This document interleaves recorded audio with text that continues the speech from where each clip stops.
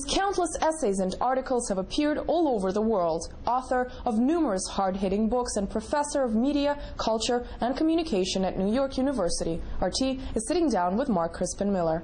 Sir, thank you very much for joining us today. My pleasure.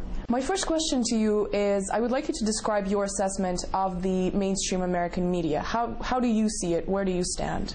I stand as far away from it as I possibly can. It seems to me that our media system is a disgrace. I think we have the worst mainstream news in the developed world, and the quality of non-journalistic material is for the most part embarrassingly low. What we have now, to be blunt, is a cartel. We have a system that's owned and dominated by a handful of huge corporations, which are saddled with a lot of debt.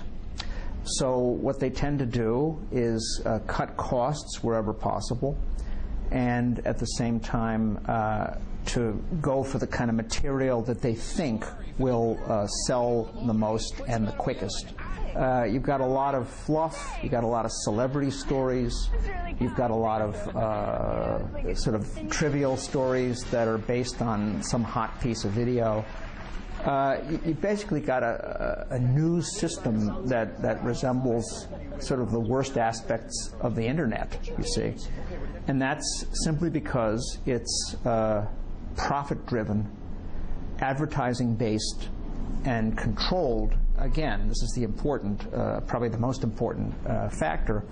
It's controlled by a handful of enormous commercial entities that are very close to our government, and that's not good for democracy. How informed do you feel Americans are right now? Well, Americans are woefully uninformed, and it's not because they don't want to be informed. If you go out and talk to people nationwide, you'll discover that a lot of people really are concerned about what's happening, right, with the economy, with the wars we're fighting, and so on.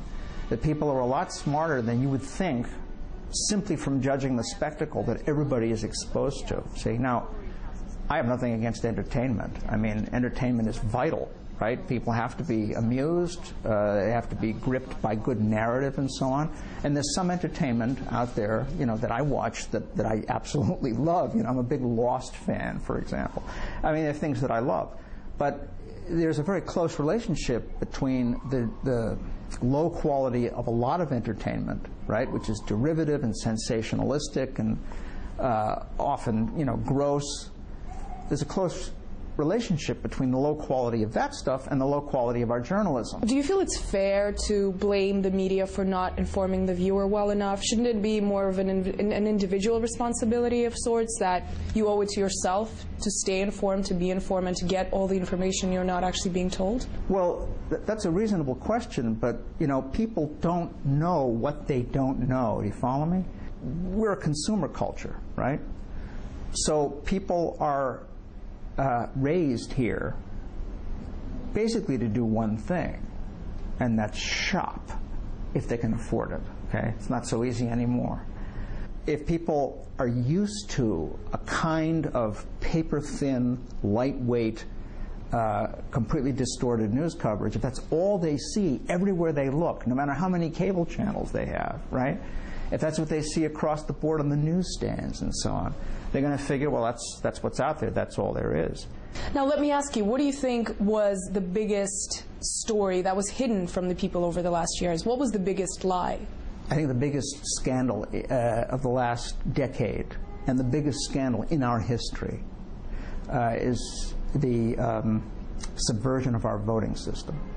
We have an absolutely preposterous voting system that's based on computerized voting, using machines that are very, very easily hacked and highly insecure. One of your books is called Loser Take All, Election Fraud and Subversion of Democracy, 2000 to 2008. Does that mean you actually believe that Obama's victory was somehow fraudulent? No, there's a lot of evidence about the 2008 election as well, and what it tells us is that Obama actually won that election by about 7 to 9 million more votes than we think. He won overwhelmingly. It was a landslide, but the press and the Democrats too have interpreted it merely as a decisive victory. Primarily because they're blind to the evidence of all those votes that he would have gotten if the system were honest. The political establishment in this country simply does not want to know about this. If they do know about it, they don't want anybody else talking about it. I also want to talk to you about propaganda, which you focus on extensively in your work. How relevant do you think this issue is for modern-day America? It's completely relevant. It couldn't be more relevant, because when you have a media system that has been captured by private interests, the media system becomes nothing but a conduit, a medium for propaganda. Advertising and propaganda, on the one hand, are antithetical to real journalism on the other, which is not trying to persuade people to a particular position or action. It's trying to tell you what's going on. And in a democracy, people have to have access to, accurate, unbiased information in order to make reasonable decisions. Well, that kind of thing is anathema to big advertisers, right? How would you describe the relationship between the media and the political elite in Washington, D.C.? Well, is there one? There's a very close relationship between the media and the political elite, because there's a very close relationship between the corporate elite and the political elite. I mean, where's the dividing line? I'm not exactly sure. Let me give you an example. This is a fascinating one, okay? Everybody in the world knows that John Edwards had a messy affair and that his marriage has fallen apart. Very few people know that Sarah Palin had an affair and that her marriage has fallen apart. Now, why is it that the media seized on John Edwards' affair and it continues even now? Even though he's out of politics, they continue even now to go after him and to play this up. But why not Sarah Palin, who was running for president, right? And running for president as a Christian paragon of domestic morality, okay? Well, the reason is really quite simple. John Edwards made the corporate elites nervous because his economic policies were a little too populist.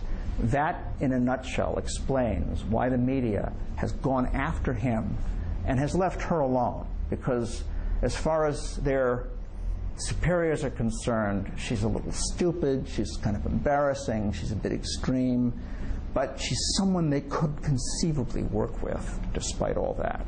So it's a very interesting double standard, isn't it? The media did seem to go after her for pretty much everything else, didn't they? No, the media did not go after her for anything substantive. The media went after her, for example, because she didn't know what the Bush Doctrine was, right?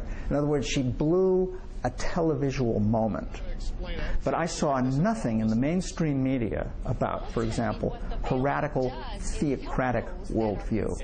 That there's footage right on the internet of some kind of witch-killing cleric from Africa actually blessing her in her church at a special ceremony. This is right online, right? I never saw any reporting on her theocratic politics, which I think are far more dangerous, right, than her failure to give Katie Couric a good answer. What's